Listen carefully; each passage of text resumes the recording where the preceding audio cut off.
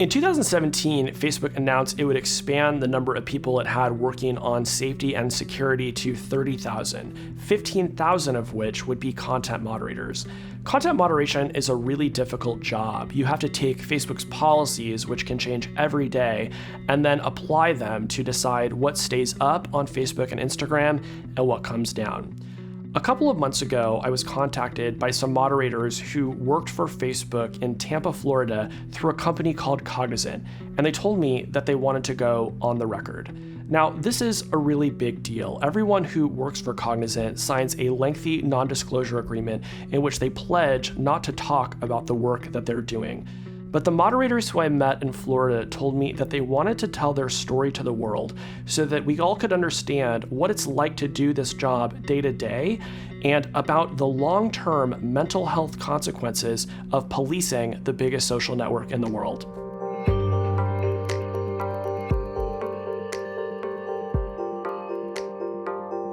Take the next left onto West Wells Avenue. I was ecstatic. I thought I was gonna climb the corporate ladder. I thought, this is Facebook. I'm gonna be doing some really good stuff. I thought I was gonna be reading Facebook posts all day. So people going, everybody posts their business on Facebook. So I thought I was gonna read everybody's stuff and then be able to, decide if it has to stay up or come down. So I thought it would be a fun job. What did they tell you the job was gonna be like? Basically, they told me that I would be going on to high profile social media accounts, such as Disney World or Orlando. And I'd be doing kind of some data searching, seeing what types of posts most people react to and they comment to and like to. And at what point did it become clear to you that you weren't going to be helping businesses on Facebook? Probably the second or third day of training. And basically we had an outline of what we were doing, and none of it was business. It was graphic violence, hate speech, sexual solicitation, sexual exploitation, that kind of stuff. So they told you, we're gonna put you in a queue of content that is dedicated to graphic violence and hate speech. Yes, you would get the occasional random thing, but for the most part, it was always graphic violence and hate speech because that's all that was coming in for us. Did anybody ask you about your mental health before they assigned you to that queue? Nobody ever asked about my mental health there. Yeah. Nobody said anything about mental health. What were some of the kinds of things that you would see that would be really hard for you? Oh, where do I start? Animals, mostly animals, abusive animals. I've seen them had a puppy with a rope hanging it, and I've seen a pit of pigs and they threw fire and you can hear the pigs screaming. I don't want to get emotional talking about the animals. There was one where there was a baby they were twin babies from Saudi Arabia, and the mother was dropping the baby on the ground. This is one we saw over and over again, and then choked the baby, and you hear the baby gurgling and trying to breathe. And for days, it infected my mind. I had to know what happened to this baby because I'd seen it over and over and over again. Luckily, the baby was okay.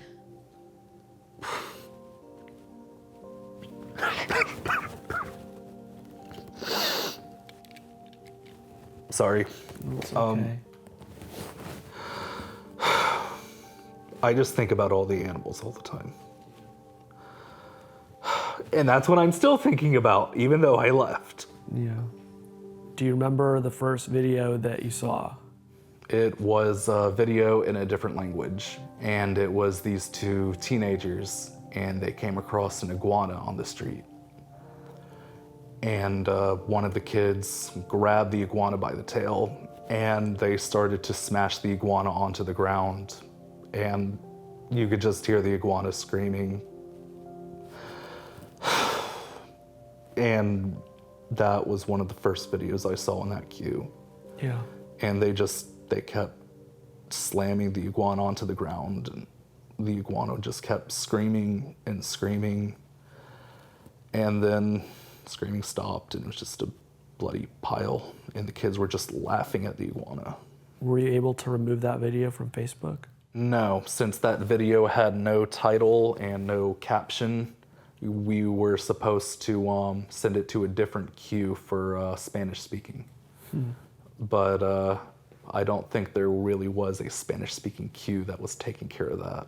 Killing an animal on screen, uploading that to Facebook, at least while you worked there, that was okay. That was okay. I just think about that. And we're not helping the animals either. We're not even humans. We're not even helping humans. I have seen videos of a babysitter choking a toddler to death and giving bloody noses to babies. And it stays, and nobody does anything, and it's just there. It's always there. And you have to always look at it. You always see death every single day. You see pain and suffering. And it just makes you angry because they're not doing anything. And the stuff that does get deleted, it winds up back there anyway.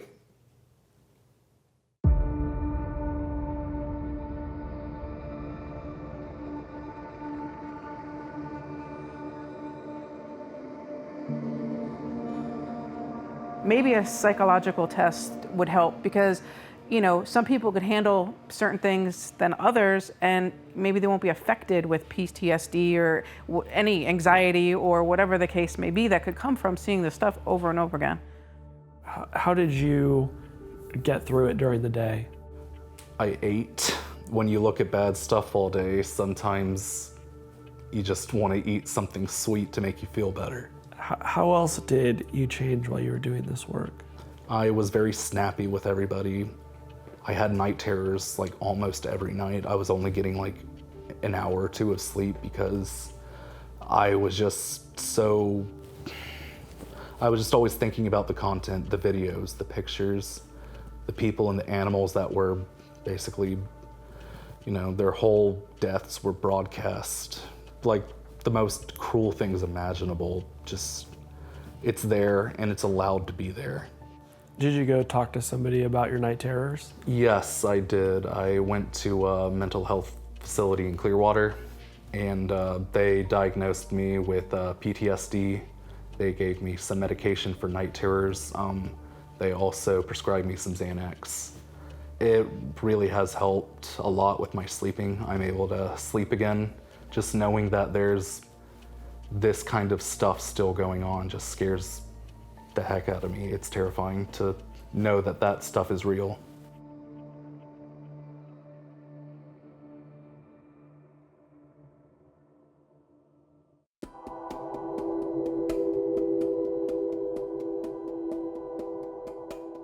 So Facebook has told me they don't have quotas for how many jobs that moderators are supposed to do. How did you feel when you were there? There's a quota. Yeah, what is it? Yeah, it started where it used to be higher, like 354, was it? And then right by the time we left, they're like, well, we want you to at least do 250 a day. That's a quota to me if you're telling me to do that many jobs. What is the score? Oh, the score. You're supposed to be getting a 96 to 98%, but nobody in our training class actually got anywhere close to that. Everybody was in the 80s, including myself. So the basic idea of the score is that the 15,000 moderators it has around the world should be executing their policies perfectly, and they should be taking down everything that should be taken down and leaving up everything that should be taken up, and they should do that with a 98% degree of accuracy. That is correct. But it's not happening in practice because, as you're just saying, the policies are changing how often? Daily. How much pressure is there on moderators to keep that score high? That's probably the main focus there. And every day it's, you got bad quality, you got to send it back, you got to do, like all the time, you got to do disputes on this. Oh, why is your quality so low? Every day. Every day they're sort of hammering that home that you need to be perfect.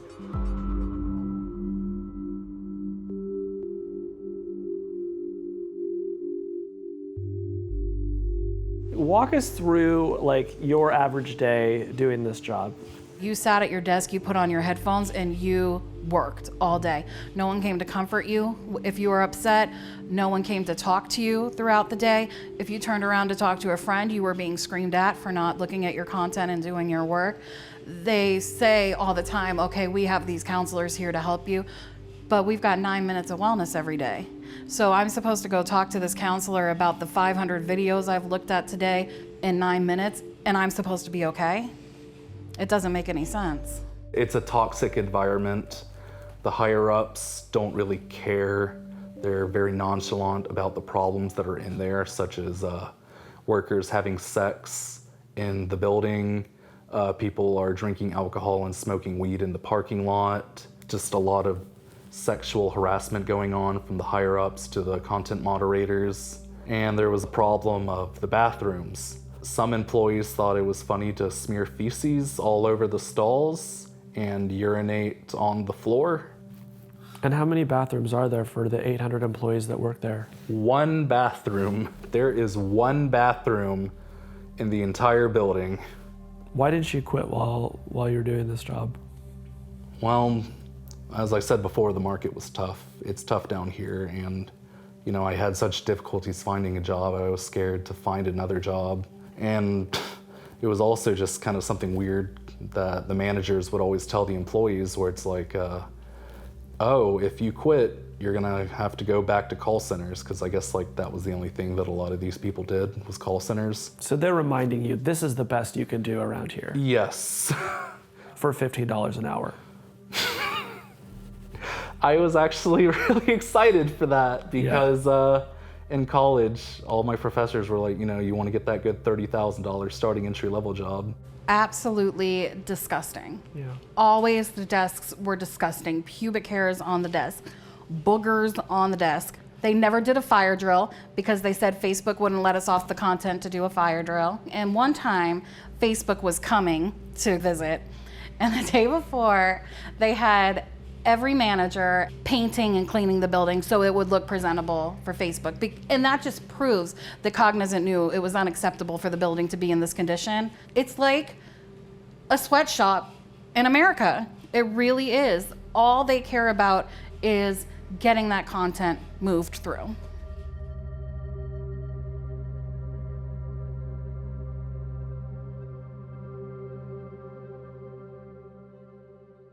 As long as you were sitting in your desk, not talking to anybody else and doing your content, they were happy.